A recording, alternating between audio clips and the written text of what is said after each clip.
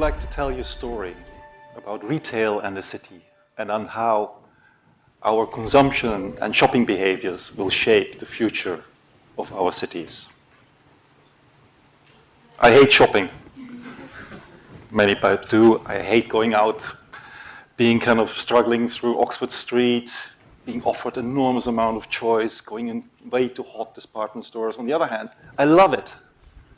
It's part of our culture. It's the places where we meet people. It's going out there and making discoveries. This is the street where I live. It's not that pretty. It's not a Regent Street. It's not the kind of street which is promoted by Monocle, editorialized. It's a street which actually lost a lot of its core businesses and instead is replaced by pawn shops, churches, gambling places, fast food, etc. So how did we get there? Because this city I just showed you, you can find all around the world. It started when we moved from being hunter-gatherers to starting an agrarian society. At that point, we created surplus, which we brought to centralized markets. And then, along the supply roads to these markets, the first kind of shopping streets emerged.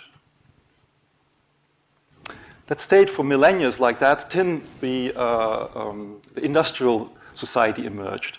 And in the industrial society, we created, for example, textiles on a roll. We shipped it from the factory to a store. And in the store, I cut pieces off. Tailler, that's where the word retail comes from. At the same time, shopping windows emerged, because we needed to somehow showcase and allow for discovery of all these amazing products which were churned out by the factories. Soon, department stores emerged, which would aggregate different types of products and offer them to a particular type of audience. And this all was connected through the railroads. The cities as such didn't change much yet, but there was some kind of networking merging. And then the innovation of the mail order catalog allowed people to, for the first time, be at home, browse through a catalog, order it through the post, and then get it shipped over the railroads back to their homes. This all changed when mobility became affordable and democratized. And the car changed the way we actually lived in the cities. In fact, the cities were not designed for cars, so what happened is that the shops moved to the periphery of the cities and turned effectively the cities inside out, and then had shopping malls there which provided these kind of covered environments away from home. Before the city you lived close by where you were shopping, now it was far removed. And then you got this overwhelming amount of choice. And we had this fascinating with browsing, and it's based on our behaviors as hunter-gatherers, is that we start picking and looking for the next big glamorous thing. And then we actually brought that into our homes. The shopping window came through the TV set into our homes with advertisement and product placement on the TV shows. And now, soon, we will be able, through things like Google Goggles, to just point a device out there and pick up on a product, and it will recommend and give us price comparison, and we can buy it right there and then. And interesting enough, that we can do already. Yeah? Shazam allows us to pick up a song, push a button, and yet it arrives in my pocket. The interesting thing which happens here is actually that shopping starts becoming fragmented. There is no need for a centralized place anymore.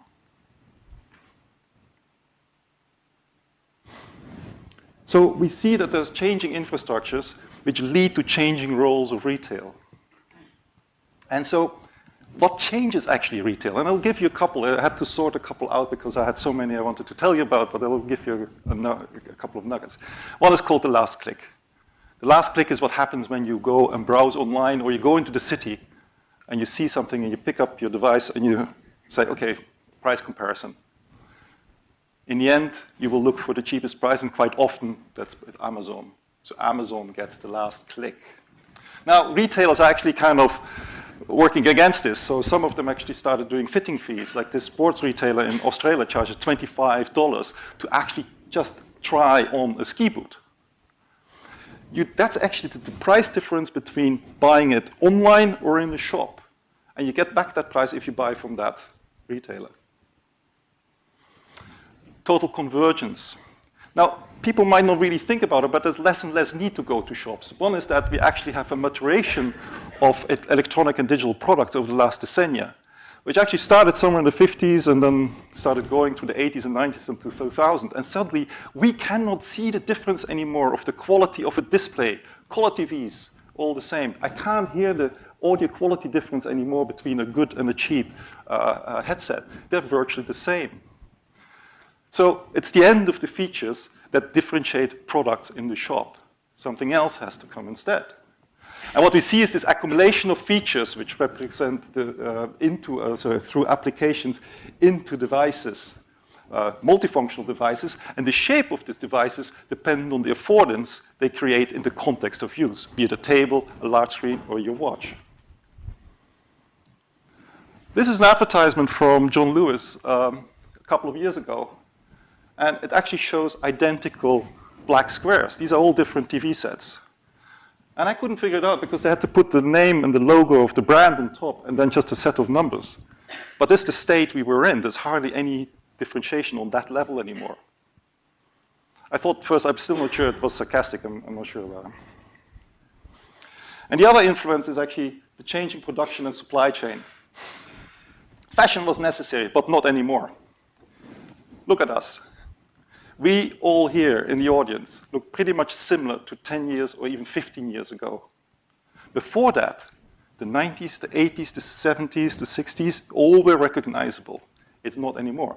And it has a reason. Because in the past, we needed fashion, because we needed to align the production, and it took a long while to get something from design to production. So in the first year, I would create a color trend. I would pass that on the next year to a textile company who would create the kind of the patterns and samples around it. The third year, a designer would take on that. And then only in the fourth year, after the fashion show, it would go into production. Zara now turns this around in 2 weeks. So the risk is mitigated by eclectic recombination of styles, and that's what we see. This is in 3 different stores opposite from where I work in Box Park, a pop-up mall. And they virtually sell the same product. Each of them is different. Each is individual, but they're almost virtually the same. So what we see happening is we have plenty of choice with very little variation.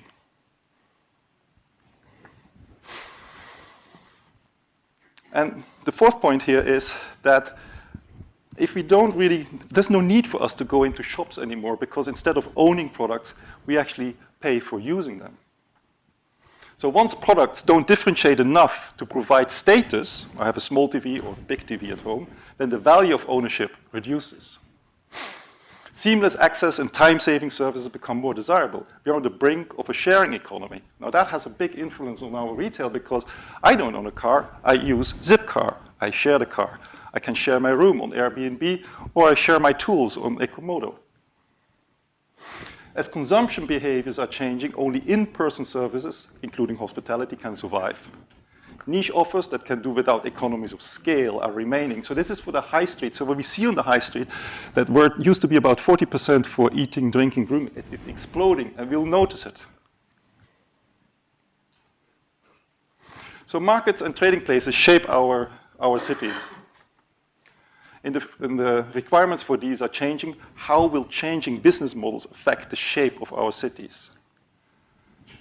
So I would like to tell you a tale of 3 cities informed by these changes in technology. The first city is the one-line city. The one-line city is a solitary place.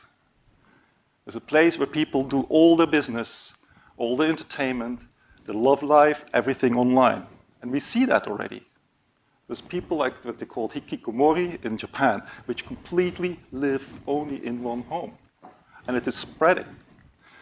In fact, online e-commerce is still growing. Online entertainment is still growing. Single households are spreading, and the cost of mobility is increasing. That has a major impact. That means we do more and more at home, some way and form. So this might lead to a tipping point, because actually on the high street, if you're losing about 10% of the turnover, it means that you might have to close. So if 10% moves online, you can close. That means that there might be less shops on the high street, reinforcing actually the fact that you don't have to go out for shopping in the first place. This is a couple of cutouts from a film about a Google Glass world. This person is wearing kind of retina spectacles, and he lives in augmented reality, extremely realistic, actually. He doesn't own really many products, but he superimposes, augments his environment with off-the-shelf kind of wallpapers. His date is a game, and if he's with his date, an aura of Facebook information is surrounding her. This is really realistic. This is out there. So we live in an intimately connected world. And we foster relationships online and virtual online. And we purchase goods online and gifts online from virtual stores. So our perception of value is completely changing. Can I say hello to you? Hi. So the other thing we can see is people eat more and more pre-cooked meal. Even if Jamie Oliver is promoting meal cooking at home, actually it's increasing. These are actually the roots of Pizza Delivery Man in New York on a Friday evening. Another indicator is that Uber, a kind of a service similar to Halo, has been recently bought by Google, indicating a trend that they might actually do automated robotic courier services in cities in the next years. Again, bringing things to your home. We may start producing some products of our on-demand at home. Again, at home. So how do you make money online at home? You might block for ad revenues. You might become a mechanical Turk. You build and sell an app. It's not, you might not make much profit with that yet, but who knows? So the one-line city has a corridor going into it, and everything is just feeding in itself. There's no much need to go out. And the history has shown that cities formed around organically grown infrastructures, creating optimal cost-effective connections between production and trade consumption. Now, that we have seen already today, you have seen already the idea of the slime mold. But what happens if we actually apply this? Well, we might actually get corridor cities where only need for infrastructure is the connections between the hubs. And there's not much need for any urban structure in between those connectors. And those ideas have been around. This is the Road Town from 1910. The idea was to build buildings on top of the infrastructure. And the buildings would snake through the countryside, allowing the countryside to come up to the buildings. These ideas were followed through in the 1960s. And even now, we still dream about nature coming closer to the city. I don't believe that this is driven by nature. It will be actually driven by pure commercial factors. The hyperlocal city. The hyperlocal city is based on online social networking tools which improve communication on a local level. Local enterprises can reach out and advertise and create a dialogue with the immediate neighbors. We have a much better connection to our neighbors than we had 10, 15 years ago. What is that? Anybody idea what this is? This is London, by the way, but what are the dots on the map? Any idea? It's actually coffee shops. There are 5,000 coffee shops.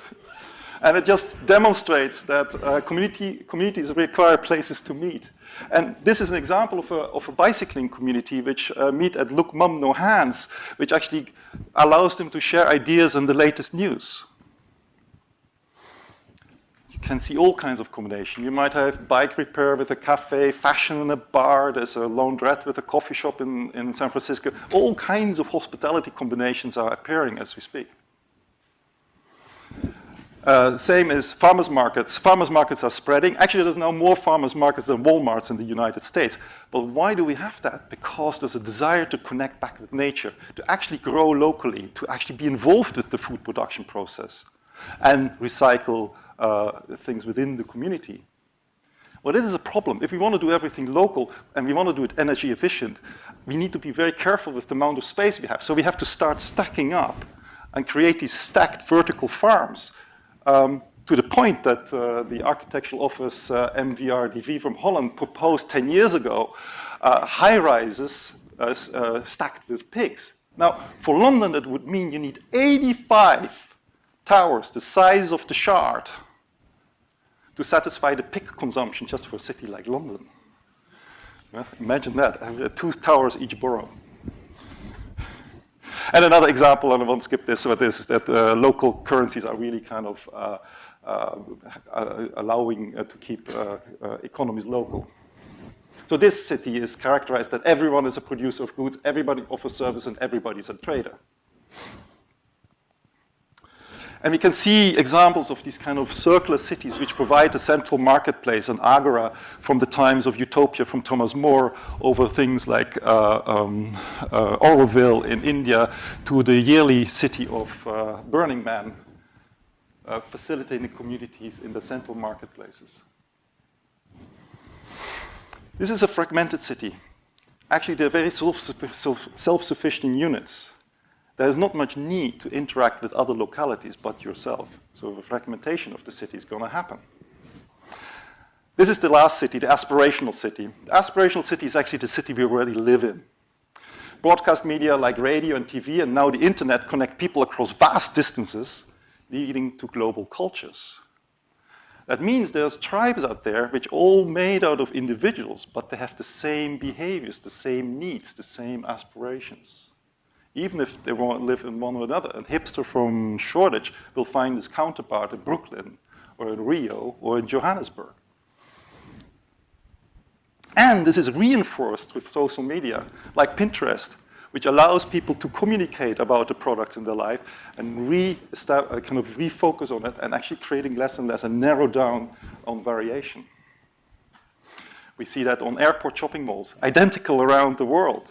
We see it with companies like Westfield, which create off-the-shelf brand experiences which you just buy into. I just heard there's a new Westfield plant here in London. A good example is the Nespresso Club. The Nespresso Club is actually a place where you go with your friends. You cannot buy the espresso cups in shops. You actually buy them online, but you go to the shop for discovering new taste, meet up with friends, discuss that, and share it. This city is built around aspirational living. This is actually a shopping mall in Austria, but it could be in the United States. It could be here in the UK, or it could be aspiring to be a Paris, like this example from China. So another thing is that now not the councils, but third-party services start branding the city. So Airbnb brands neighborhoods. Instead of focusing on the outlines which the councils or the government say, they define it by themselves. And then, last, gated communities. They appear all over. They control the lifestyle of the, city, the inhabitants, the members. They tell what house, what car, what kind of food, what kind of stores are in there. But we see them appearing everywhere around the world. So the aspirational city is proved by two things. One, a self-enforcing kind of network of likes and recommendations online. On the other hand, an experience in the city where I meet with my friends and go souvenir shopping for the items the brands produce. The aspirational city is everywhere. It's the zones in the cities we know. But these zones connect.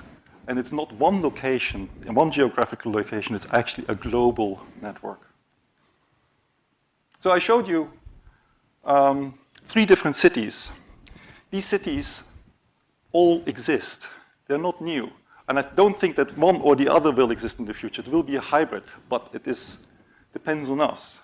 The future city is up to you. It's the choices between your day-to-day online or offline transactions, the choice you make to buy something at Amazon or go to the farmer's market. Those choices, and not a general master plan, will shape the cities to come. Thank you.